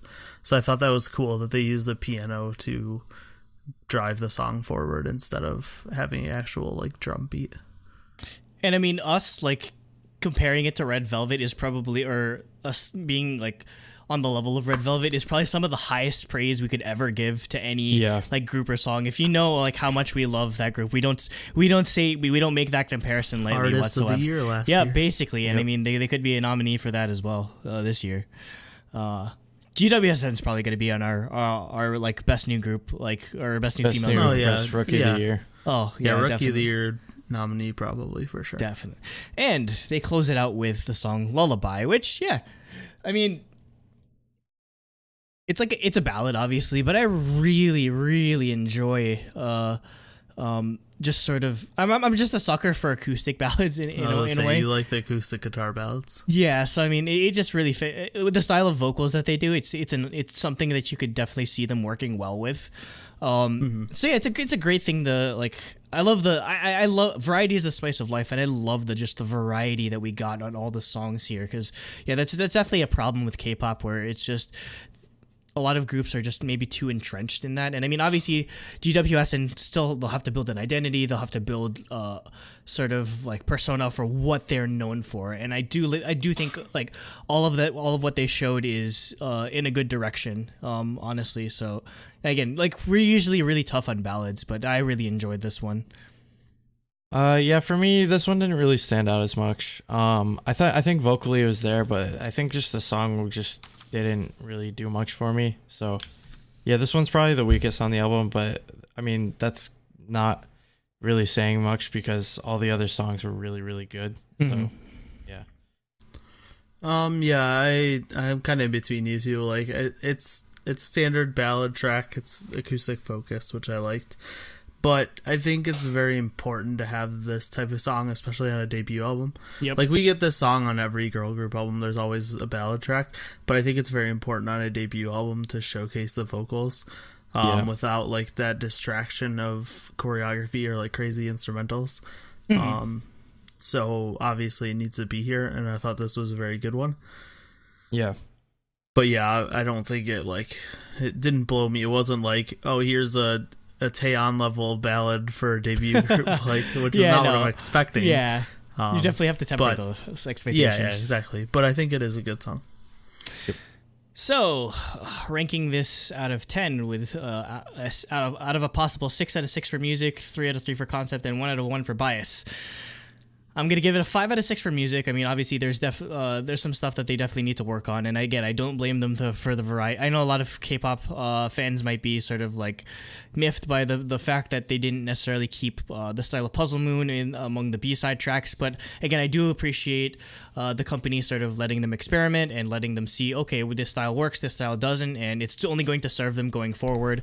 Concept, I'm gonna give it a 3 out of 3, which I very rarely do I give a concept score, like a full concept score in comparison to like an incomplete music score, but in this case, it's just, man, just everything, like that choreography is really what sells it to me. And again, like the visuals you guys were talking about are just like, I get them. Like when I see GWSN, I'm just like, okay, I get it immediately. And that's very hard when it comes to Nugu, because like, it's usually they're just trying to emulate another group's style too much, and you can't really see them as their own group. But GWS, and I see them immediately. So, and obviously I'm going to give them a bias point, because when have I never given a bias point? So that's a 9 out of 10, which I never expected to give them a 9 out of 10, honestly.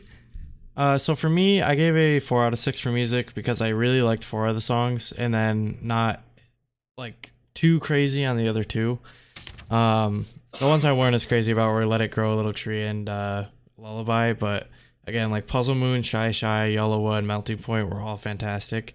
So I gave them those 4 full points anyways. So 4 out of 6 there. And then 3 out of 3 for concept. Again, like the music video, I really thought was really good. It really, I guess it really just hit my aesthetic style, I guess, that I like.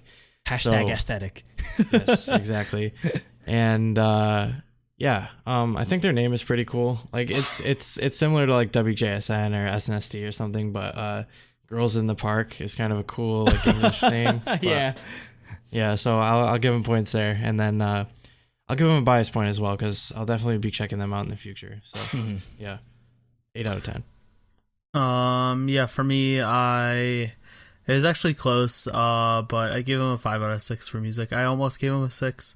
I love the single, and Melting Point, and that almost like pushed the others. That I like every song on the album, but it kind of like some of the stuff didn't stand out, and so I was like in between a 5 and a 6. And I ended up giving them a 5. But yeah, I liked the single so much that the instant I didn't even hear the full song. The instant the drop happened for the chorus, and it was a like deep house, I bought the album on Amazon. I was like, okay, I'm buying it. It's like I'm not even gonna pretend tell me to no not more. buy this album. It's just like I'll give you Just just pause the music video, go on Amazon. I have to support It's this. on the way now. So yeah, I was close to 6, but I gave him a 5 for music. I agree with you guys. I gave it a 3 for 3 out of concept. Thought the choreo was good. I thought the music video was good. All the teasers were good. And a bias point. So a 9 out of 10 for me as well. Also, and very close to being a 10 out of 10. So this averages out to about a 9 total, which is shiny. Again, I really did not expect to like for Shiny all debut. of us. Yeah, very rarely do. The only other group that we've probably given it like the only other group that we've given like a debut like for like the shiny ranking to is probably Stray Kids. Like that's probably the only one I can think of. Stray Kids got a Stray Kids got a 10 out of 10, didn't it? Yeah, Stray Kids from all 3 of us. Yeah, Stray Kids got perfect scores. I don't know if I gave it a 10, but I definitely gave it at least a 9. Yeah, so they're in rare air right now. Like they're rarely do you get like a new group that impresses all 3 of us. So again, we have to watch them very carefully, and I hope that they'll be successful enough that we'll like it seems like the international K-pop fandom is super hype on them. So hopefully they'll be able to find success in Korea. So yeah, and they have a Japanese and a Chinese member. So and helps. that's a secret formula nowadays. If you just have an international foreign members. Yep. So they have a very good trajectory ahead of them, and I can't wait to see where they're gonna go. Yep. Topic 4. I guess I'll just lead this one ultimately.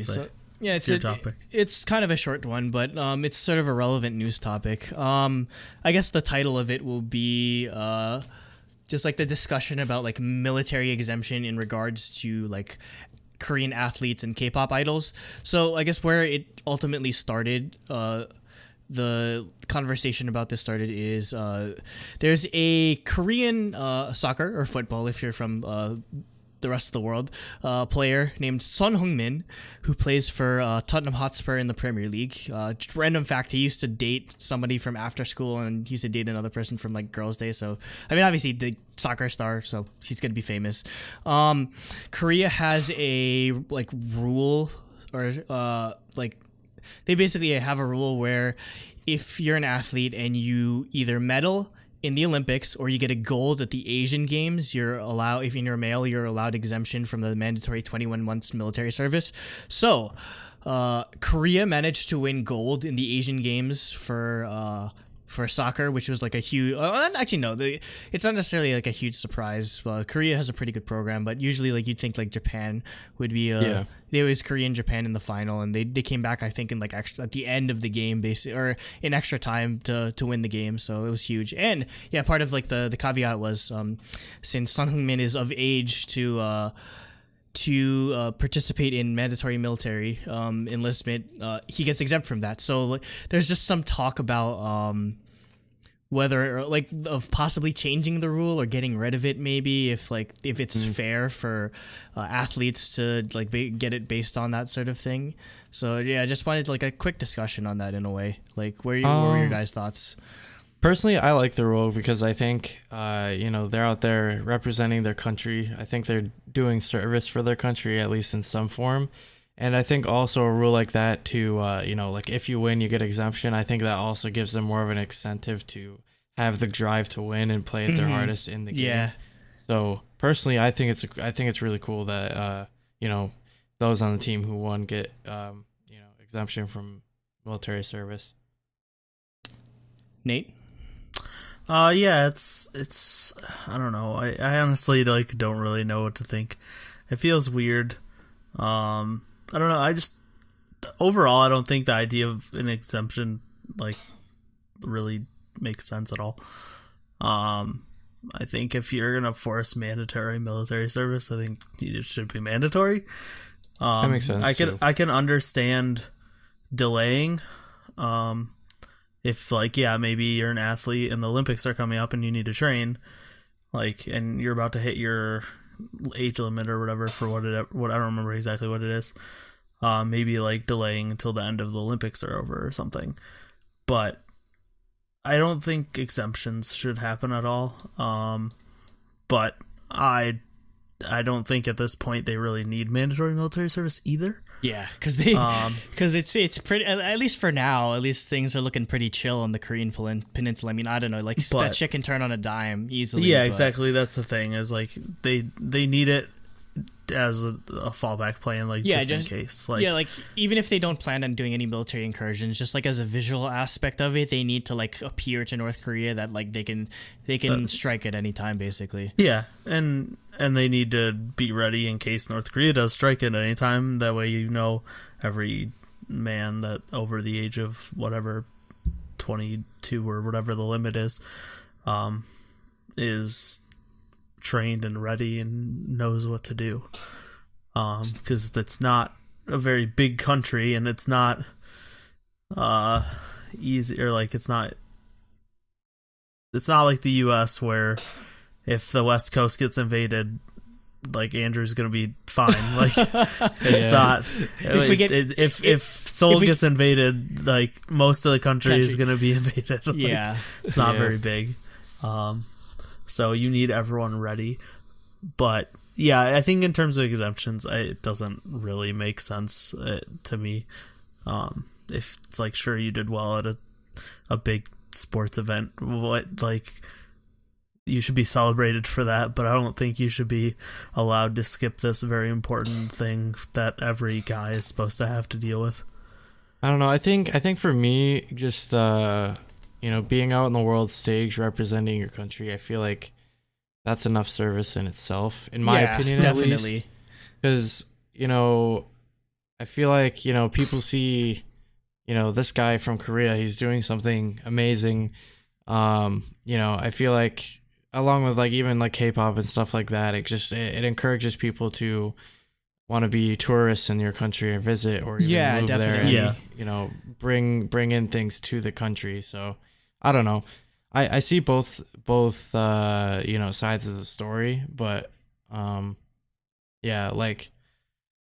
honestly, I'd like to see some sort of path to exemption for idols as well. Just like maybe you hit a certain threshold of sales or something to that effect, or like you've sold this many tickets for a concert or whatever, like, or you have this many sales from abroad or something like that. I think that'd be really cool, but yeah, I don't know.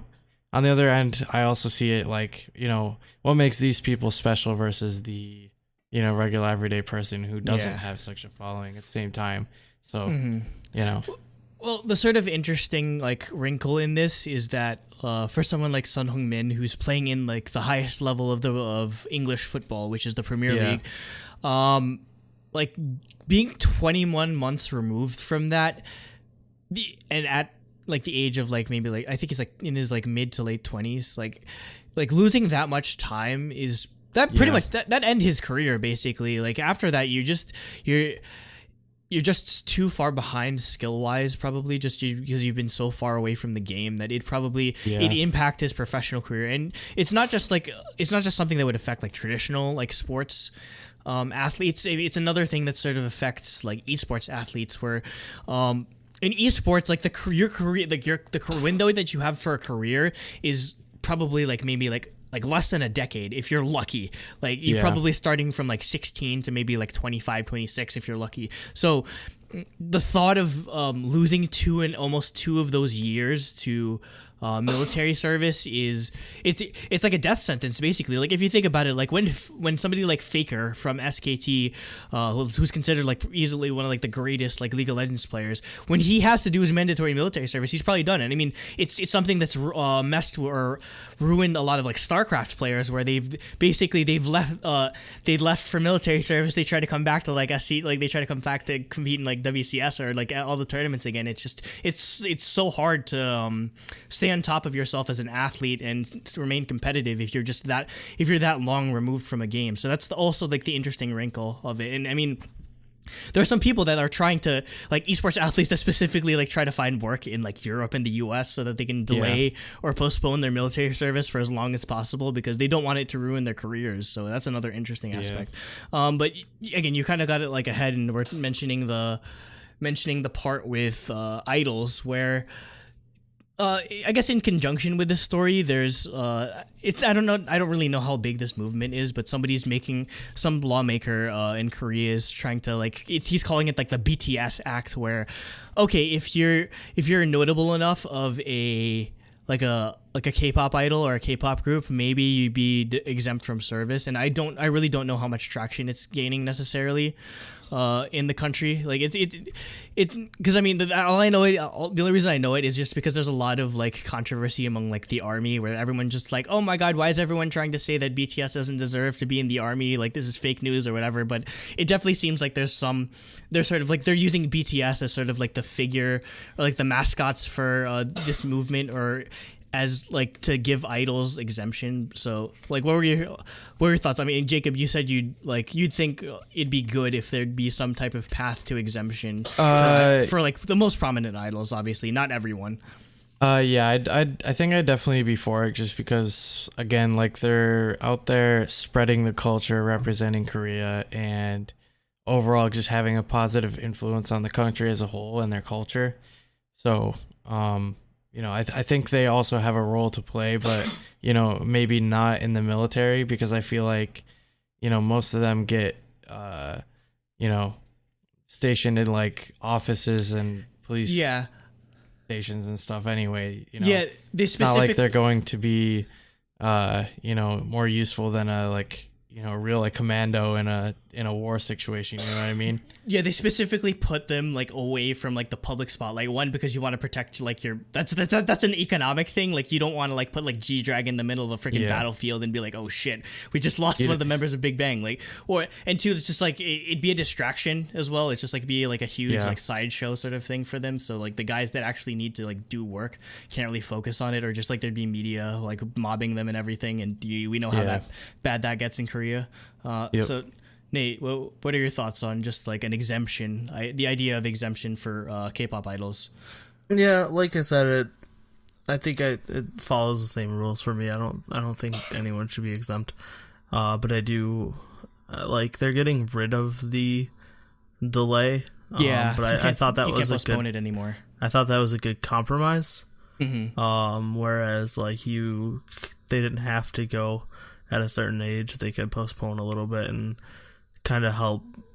Their company can help figure out how to keep the group going, or like with Super Junior, like stagger it.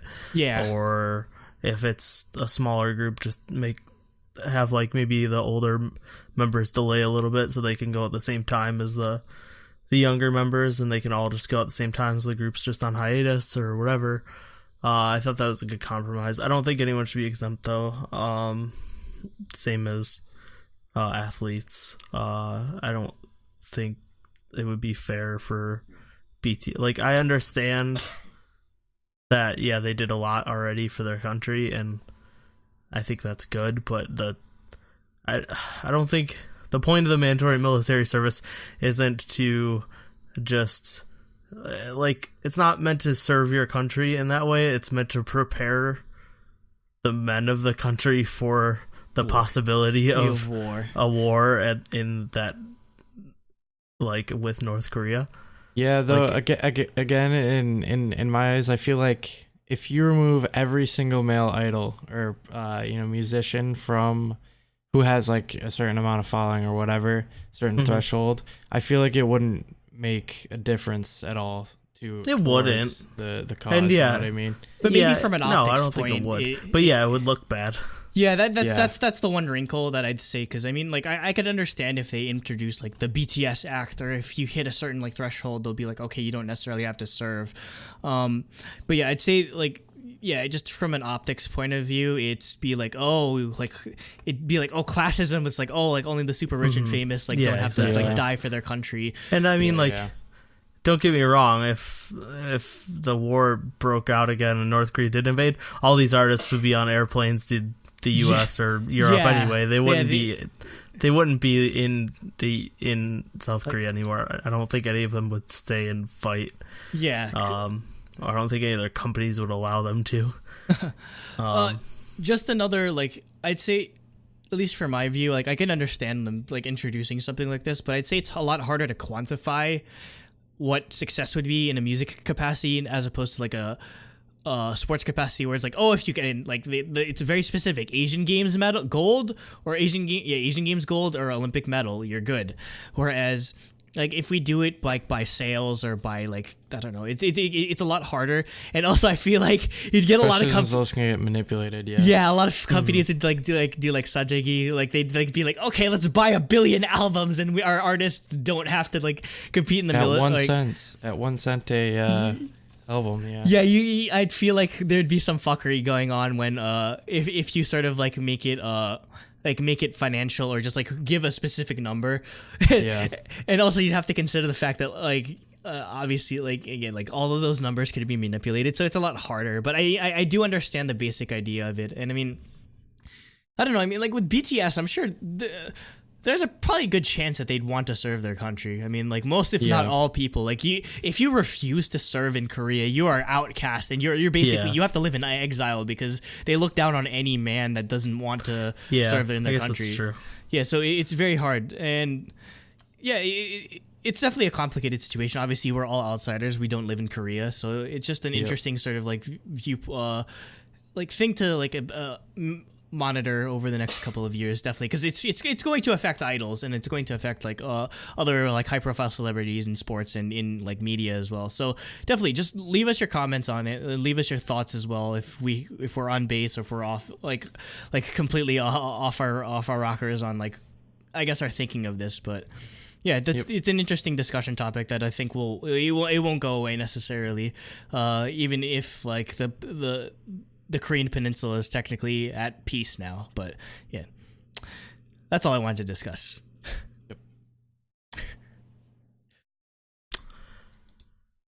Okay. Close us out, Jacob.